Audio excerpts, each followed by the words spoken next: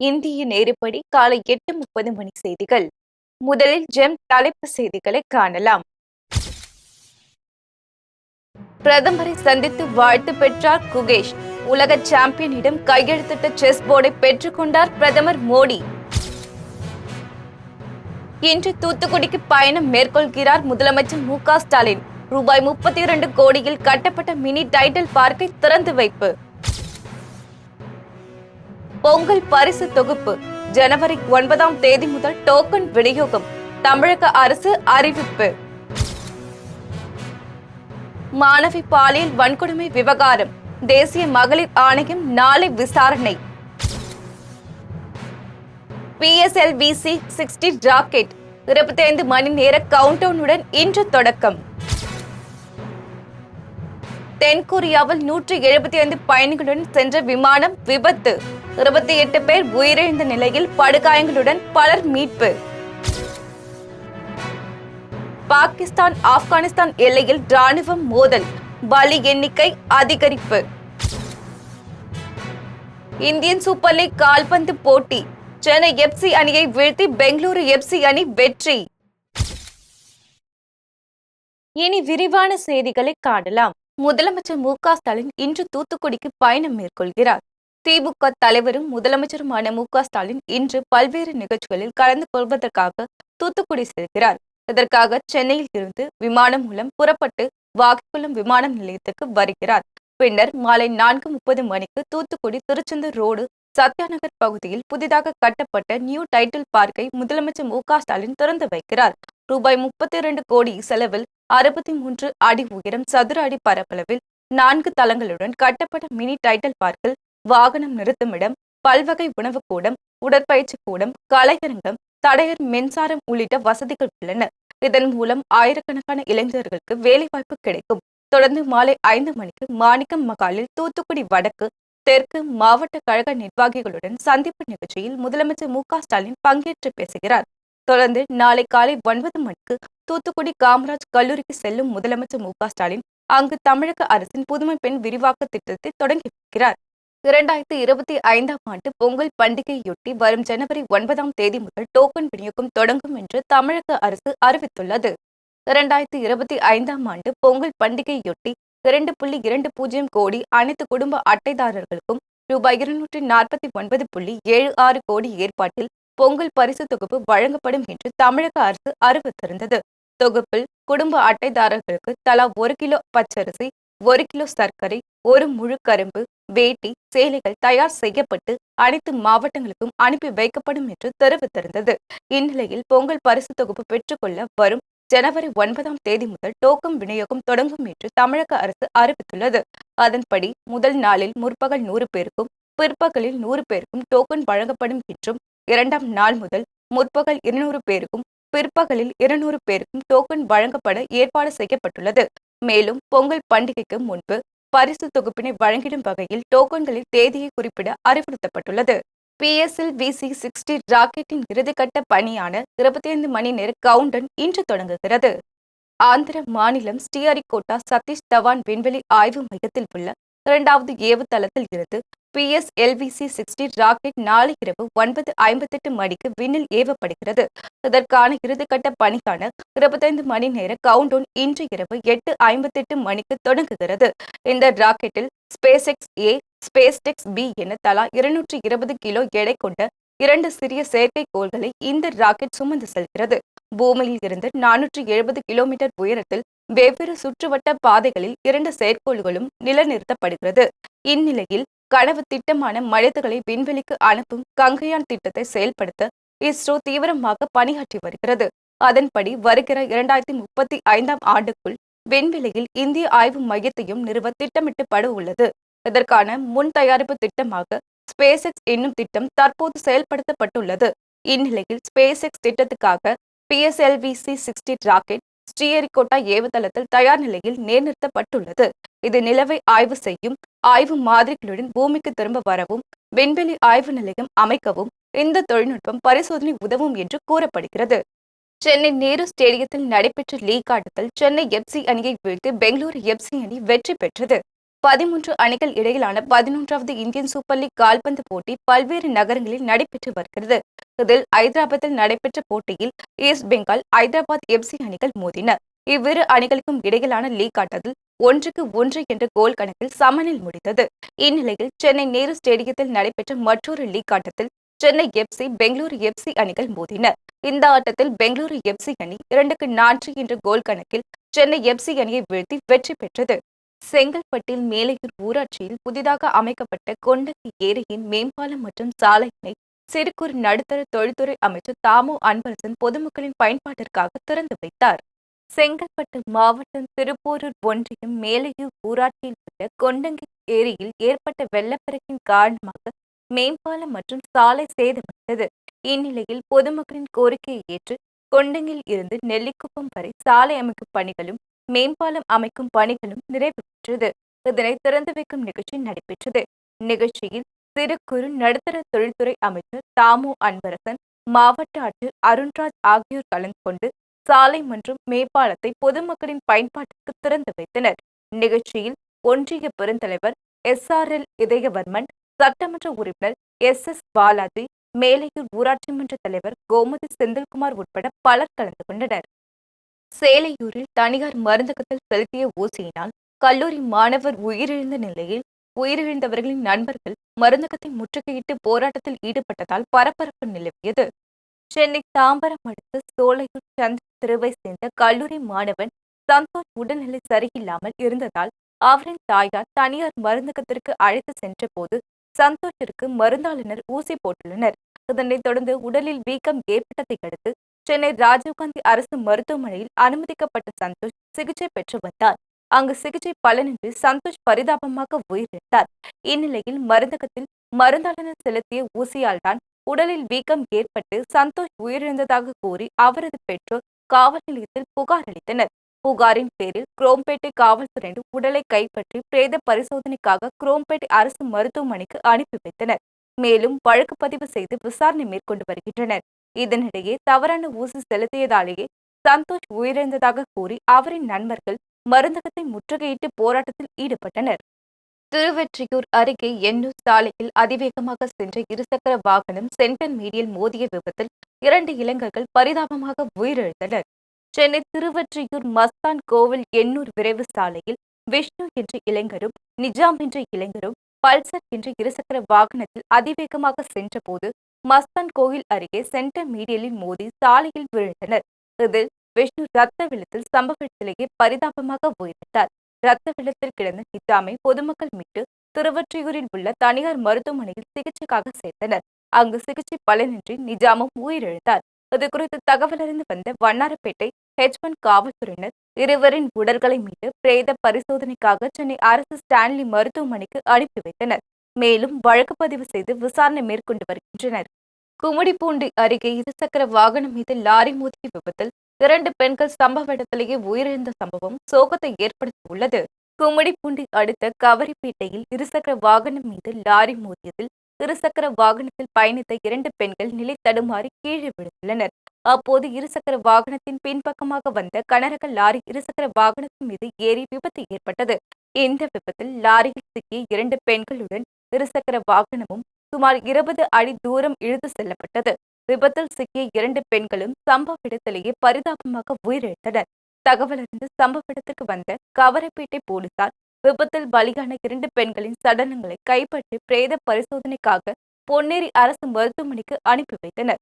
பின்னர் நடத்திய விசாரணையில் உயிரிழந்தவர்கள் கவரப்பேட்டை சம்பந்தம் நகரை சேர்ந்த விஜயா மற்றும் சோம்பப்பட்டு கிராமத்தை சேர்ந்த நந்தனி என்பதும் தெரியவந்தது. இந்நிலையில் விபத்தை ஏற்படுத்திய லாரி ஓட்டுநரை பிடித்து காவல்துறையினர் விசாரணை நடத்தி வருகின்றனர். வால்பாறை பகுதி மக்களை பாதிக்கும் வகையில் வெளியான தமிழ்நாடு எக்கோ சென்சிட்டிவ் ஜோன் அறிக்கையை ரத்து செய்ய கோரி வால்பாறை மண்டல நிர்வாகிகள் பாஜக மாநில தலைவர் அண்ணாமலையிடம் மனு அளித்தனர். ஆனைமலை புலிகள் காப்பகத்திற்கு உட்பட்ட வால்பாறை பகுதிகளில் இந்திய வன பாதுகாப்பு சட்டம், தமிழக வன பாதுகாப்பு சட்டம், தனியார் வன பாதுகாப்பு சட்டம் என கடுமையான கட்டுப்பாட்டுக்குள் உள்ளது. இந்நிலையில் தமிழக அரசின் முதன்மை வன அதிகாரி Rajeshkumar Tamil Nadu ECO sensitive zone அறிக்கையை வெளியிட்டுள்ளார். இதனால் பொதுமக்களுக்கு வால்பாறை பகுதி வளர்ச்சிக்கும் பாதுகாப்பான சூழ்நிலை உருவாகும் என கூறி வால்பாறை மண்டல நிர்வாகிகள் பாஜக மாநில தலைவர் அண்ணாமலையிடம் மனு அளித்தனர். இதனைத் தொடர்ந்து தமிழக முதன்மை வனத்துறை அதிகாரி மூலமாக மத்திய சுற்றுச்சூழல், வனம் மற்றும் பருவநிலை மாற்றத்துறை அமைச்சர் கீர்த்திவர்தன் சிங்கிடம் நேரடியாக எடுத்துக் கூறி வால்பாறை பகுதி மக்களின் நலம் கருதி நிரந்தர தீர்வு காண்பதற்கு உரிய முறையில் வழிவகை செய்து கொடுப்பதாக மாநில தலைவர் அண்ணாமலை உறுதியளித்தார். நிகழ்வின் போது வால்பாறை மண்டல தலைவர் பாலாஜி, மண்டல பார்வையாளர் தங்கவேல், மாநில பொதுக்குழு உறுப்பினர் சுந்தரராஜ் உள்ளிட்ட நிர்வாகிகள் உடனிருந்தனர். திருச்செந்தூரில் பட்டப்பகலில் வீட்டில் இருந்த மூதாட்டியின் முகத்தில் மிளகாய் பொடியை தூவி கழுத்தில் அணிந்திருந்த 4 பவுன் செயினை பறித்து சென்ற நபரை போலீசார் தேடி வருகின்றனர். தூத்துக்குடி மாவட்டம் திருச்செந்தூர் டிபி ரோட்டில் உள்ள ஆனந்த் விநாயகர் காலனியில் பிச்சம்மாள் என்ற மூதாட்டி வீட்டில் தனியாக இருந்துள்ளார். அப்போது சுமார் 25 வயது மதிக்கத்தக்க வாலிபர் ஒருவர் மூதாட்டி பிச்சம்மாளிடம் குடிக்க தண்ணீர் கேட்டுள்ளார். உடனே தண்ணீர் எடுக்க சென்ற மூதாட்டியின் முகத்தில் மிளகாய் பொடி தூவிய இளைஞர் மூதாட்டியின் கழுத்தில் இருந்த 4 பவுன் தங்க தாலி செயினை பறித்து சென்றுள்ளார். தகவல் அறிந்து சம்பவ இடத்திற்கு வந்த திருச்செந்தூர் தாலுகா போலீசார் இந்த சம்பவம் தொடர்பாக விசாரணை நடத்தி செயின் பறித்து சென்ற நபரை தேடி வருகின்றனர். மதுரையில் முதல் முறையாக அரபிந்தோ பள்ளியில் ஸ்ரீ அரபிந்தோ மீரா கல்வி நிறுவனங்களின் முயற்சியால் கிரிக்கெட் விளையாட்டு வளாகம் தொடங்கப்பட்டது. மதுரையில் முதல் முறையாக ஸ்ரீ அரபிந்தோ மீரா கல்வி நிறுவனங்களின் முயற்சியில் ஸ்குவாஷ் போட்டிகள் ஆரம்பமான இந்தியன் பள்ளியிலும் ஸ்ரீ அரபிந்தோ மீரா யூனிவர்சல் பள்ளியிலும் விளையாட்டு வளாகம் தொடங்கி வைக்கும் நிகழ்ச்சி நடைபெற்றது. நிகழ்ச்சியில் இந்தியாவின் புகழ்பெற்ற ஸ்குவாஷ் வீரரும் அர்ஜுன விருது பெற்றவருமான அரிந்தர் பால் சிங் சந்து, தமிழ்நாடு ஒலிம்பிக் சங்கத்தின் முதுநிலை துணைத் தலைவர் சோலோ ராஜா ஆகியோர் கலந்து கொண்டு விளையாட்டு வளாகத்தை தொடங்கி வைத்தனர். நிகழ்ச்சியில் பள்ளியின் தலைவர் சந்திரன், இயக்குநர் அபிலாஷ் ஆகியோர் கலந்து கொண்டு உரையாற்றினர்.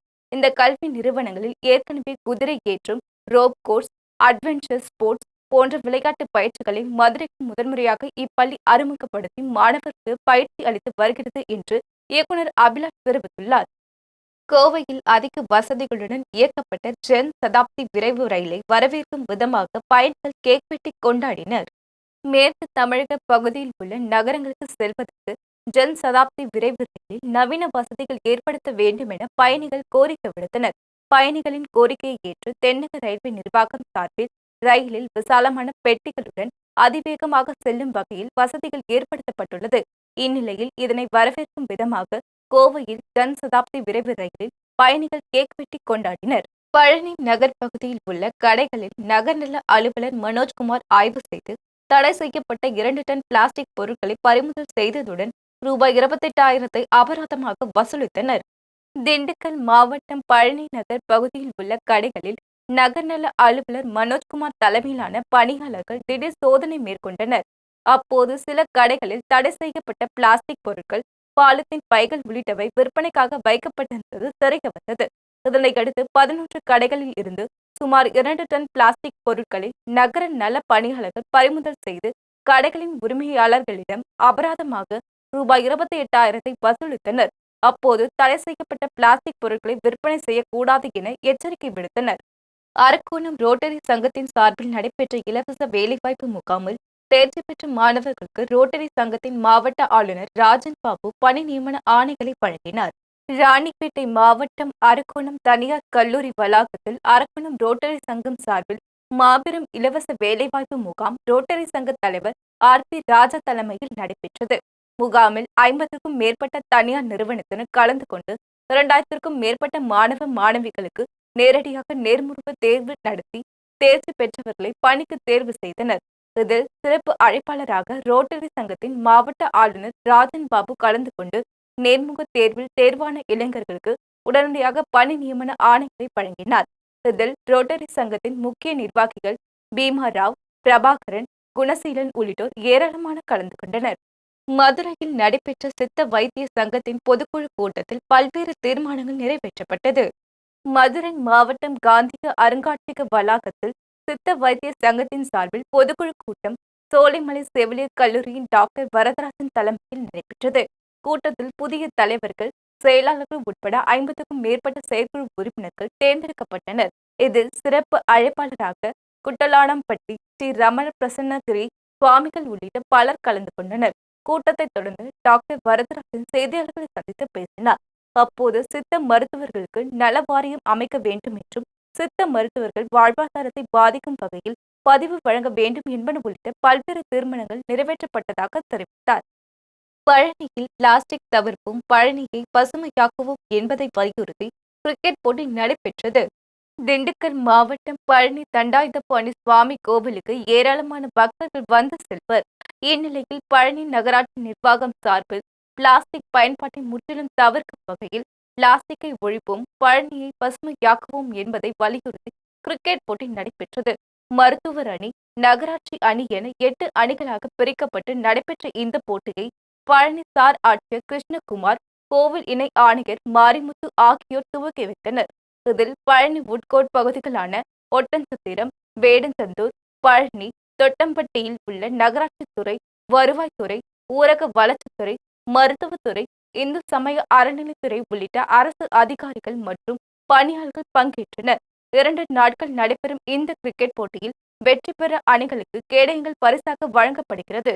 ஓமலூர் வட்டாட்சியர் அலுவலகத்தில் இ-சேவை மைய ஆபரேட்டர்களுக்கான கலந்தாய்வு கூட்டம் நடைபெற்றது. சேலம் மாவட்டம் ஓமலூர் வட்டாட்சியர் அலுவலகத்தில் மண்டல துணை தாசில்தார் தலைமையில் கலந்தாய்வு கூட்டம் நடைபெற்றது. கூட்டத்தில் பேசிய மண்டல துணை தாசில்தார், வாரிசு சான்றிதழ், ஜாதி சான்றிதழ், பட்டா மாற்றுதல் உள்ளிட்ட சான்றிதழ்களை பெற பொதுமக்கள் விண்ணப்பிக்கும் போது இ-சேவை மைய ஆபரேட்டர்கள் அசல் ஆவணங்களை பதிவேற்றுவதில் அதிக அளவில் தவறுகள் செய்வதாகவும், இதனால் அதிக அளவிலான விண்ணப்பங்கள் நிராகரிக்கப்பட வேண்டிய சூழ்நிலை ஏற்படுவதாக தெரிவித்தார்.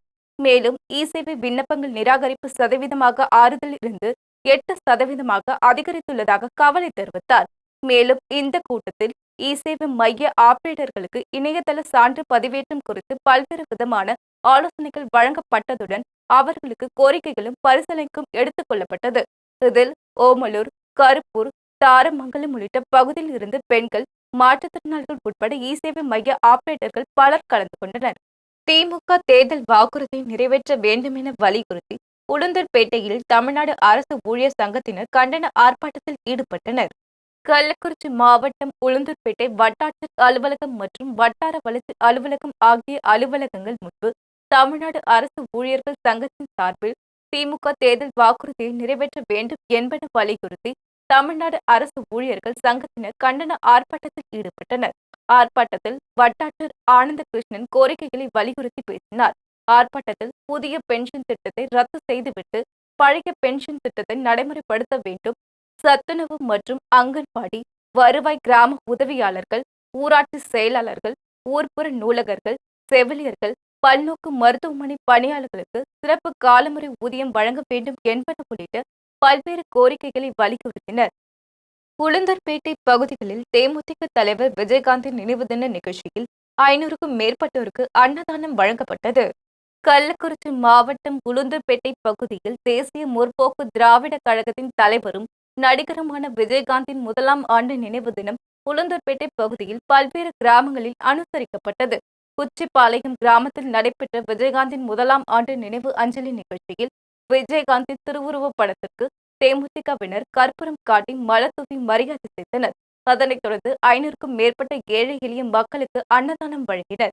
நிகழ்ச்சியில் தேமுதிக நிர்வாகிகள் தர்மா, ரகு, மணிகண்டன், வீரமணி, அர்ஜுனன், ஏழுமலை, செல்வராஜன், வெங்கடேசன் உள்ளிட்ட பலர் கலந்து கொண்டனர். ஓமலூர் ஆட்டு சந்தையில் ஆடுகள் விற்பனை மந்தமாக நடைபெற்றதாக ஆடு வளர்க்கும் விவசாயிகள் வேதனை தெரிவித்துள்ளனர். சேலம் மாவட்டம் ஓமலூரில் சனிக்கிழமை தோறும் கூடும் ஆட்டு சந்தைக்கு சுமார் 1000க்கும் மேற்பட்ட வெள்ளாடு மற்றும் செம்மறி ஆட்டு இனங்கள் விற்பனைக்கு வரும் நிலையில் இந்த வாரம் கூடிய ஆட்டு சந்தையில் ஆடு வரத்து குறைந்து காணப்பட்டது. சுமார் 150 ஆடுகள் மட்டுமே விற்பனைக்கு கொண்டு வரப்பட்ட நிலையில் விற்பனை மந்தமாக காணப்பட்டது. பொதுவாக கோடிகளில் ஆடு விற்பனை நடைபெறும் நிலையில் வெறும் 10 லட்சத்திற்கு குறைவாகவே விற்பனை நடைபெற்றது. இந்நிலையில் ஆடுகளை விற்பனை செய்து தங்கள் குடும்ப பொருளாதாரத்தை ஈடு செய்ய நினைத்த ஆடு வளர்க்கும் விவசாயிகள் இதனால் பெரும் ஏமாற்றத்தை சந்தித்ததாக வேதனை தெரிவித்துள்ளனர். நெல்லையில் நகர தேமுதிக சார்பில் கேப்டன் விஜயகாந்தின் 1ஆம் ஆண்டு குரு பூஜை விழா நடைபெற்றது. நெல்லை மாவட்டம் கல்லிடைக்குறிச்சி நகர தேமுதிக சார்பில் கேப்டன் விஜயகாந்த் 1ஆம் ஆண்டு குரு பூஜை விழா நடைபெற்றது. நகர கழக செயலாளர் 4000 முத்து தலைமையிலான நடைபெற்ற இந்த விழாவில் தொழிலதிபர் முத்துக்குட்டி சிறப்பு அழைப்பாளராக கலந்து கொண்டார். விழாவில் கலந்து கொண்ட அனைவரும் விஜயகாந்தின் திருவுருவப் படத்திற்கு மாலை அணிவித்து மரியாதை செலுத்தினர். இதில் மாவட்ட மகளிர் அணி செயலாளர் விஜயசாந்தி, தொழிலதிபர் மாரிமுத்து, நகர கழக நிர்வாகிகள் சங்கர், தங்கபாண்டி, முத்துக்குமார், மாவட்ட தொழில்நுட்ப அணித்துணை செயலாளர் குமரவேல் உள்ளிட்ட பலர் கலந்து கொண்டனர். இதேபோல் நெல்லை மாவட்டம் விக்ரம் சிங்கப்புரத்தில் தேமுதிக சார்பில் கேப்டன் விஜயகாந்த் முதலாம் ஆண்டு நினைவு தினம் அனுசரிக்கப்பட்டது. இதில் ஐயப்பன், மாயாண்டி, சிவன் ஆகிய மூவரும் மொட்டையெடுத்து முதலாம் ஆண்டு நினைவு தினத்தை அனுசரித்தனர். ஸ்ரீவில்லிபுத்தூர் அருகே 14ஆம் ஆண்டு சதுரகிரி புனித பாத யாத்திரை மற்றும் அன்னதானம் வழங்கும் நிகழ்ச்சி நடைபெற்றது. விருதுநகர் மாவட்டம் ஸ்ரீவில்லிபுத்தூர் அடுத்த மகாராஜபுரத்தில் அமைந்துள்ள சுந்தர மகாலிங்கம் பக்தர்கள் சபா சார்பில் 14ஆம் ஆண்டு சதுரகிரி புனித பாத யாத்திரை மற்றும் அன்னதானம் வழங்கும் நிகழ்ச்சி நடைபெற்றது. இந்த நிகழ்ச்சியில் சென்னையில் உள்ள தனியார் நிறுவனம் சார்பாக நிறுவனர் மகேந்திரன் தலைமையில் சதுரகிரி சுந்தர மகாலிங்கம் பக்தர்கள் சபா இணைந்து அன்னதானம் வழங்கும் நிகழ்ச்சி நடைபெற்றது. நிகழ்ச்சியில் 10,000 பக்தர்கள் மற்றும் பொதுமக்கள் அன்னதானம் உண்டு மகிழ்ந்தனர். மார்கழி மாதத்தை முன்னிட்டு சென்னை திருவொற்றியூரில் சங்கர மடத்தில் இடைவிடாமல் 24 மணி நேரத்திற்கான இன்னிசை நிகழ்ச்சி சிறப்பாக நடைபெற்றது. சென்னை திருவொற்றியூர் சன்னதி தெருவில் அமைந்துள்ள சங்கர மடத்தில் மார்கழி மாதத்தை முன்னிட்டு இன்னிசை நிகழ்ச்சி நடைபெற்றது. நிகழ்ச்சியில் வடசென்னையில் உள்ள இன்னிசை பள்ளியில் பயிலும் 50க்கும் மேற்பட்ட மாணவ மாணவிகள் பங்கேற்று பக்தி பாடல்கள் உள்ளிட்ட பஜனை பாடல்களை பாடினர். இதேபோன்று மிருதங்கம், வயலின் உள்ளிட்ட இசையினை மாணவர்கள் வாசித்தனர். இன்னிசை நிகழ்ச்சி இடைவிடாமல் 24 மணி நேரமும் நடைபெற்றது. இந்த நிகழ்ச்சியில் உலக சாதனை புத்தகத்தில் இடம்பெற்றதாக இன்னிசை ஆசிரியர் அரிக்குமார் ஜானகிராமன் தெரிவித்தார். மீண்டும் ஜெம் தலைப்புச் செய்திகள். பிரதமரை சந்தித்து வாழ்த்து பெற்றார் குகேஷ். உலக சாம்பியனிடம் கையெழுத்திட்ட செஸ் போர்டை பெற்றுக் கொண்டார் பிரதமர் மோடி. இன்று தூத்துக்குடிக்கு பயணம் மேற்கொள்கிறார் முதலமைச்சர் மு.க. ஸ்டாலின். ரூபாய் 32 கோடியில் கட்டப்பட்ட மினி டைட்டில் பார்க்கை திறந்து வைப்பு. பொங்கல் பரிசு தொகுப்பு ஜனவரி 9ஆம் தேதி முதல் டோக்கன் விநியோகம். தமிழக அரசு அறிவிப்பு.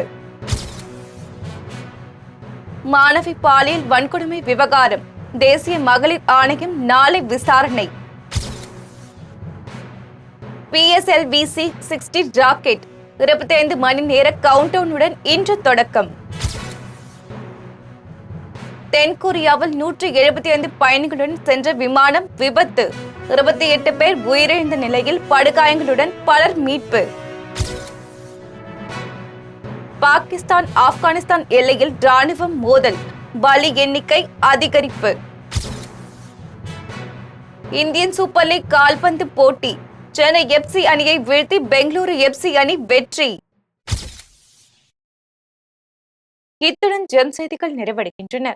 மீண்டும் ஜெம் செய்திகள் மதியம் 1:30 மணிக்கு. உடனுக்குடன் செய்திகளுக்கான GemLive.tv என்ற இணையதளத்தில் இணைந்திருங்கள்.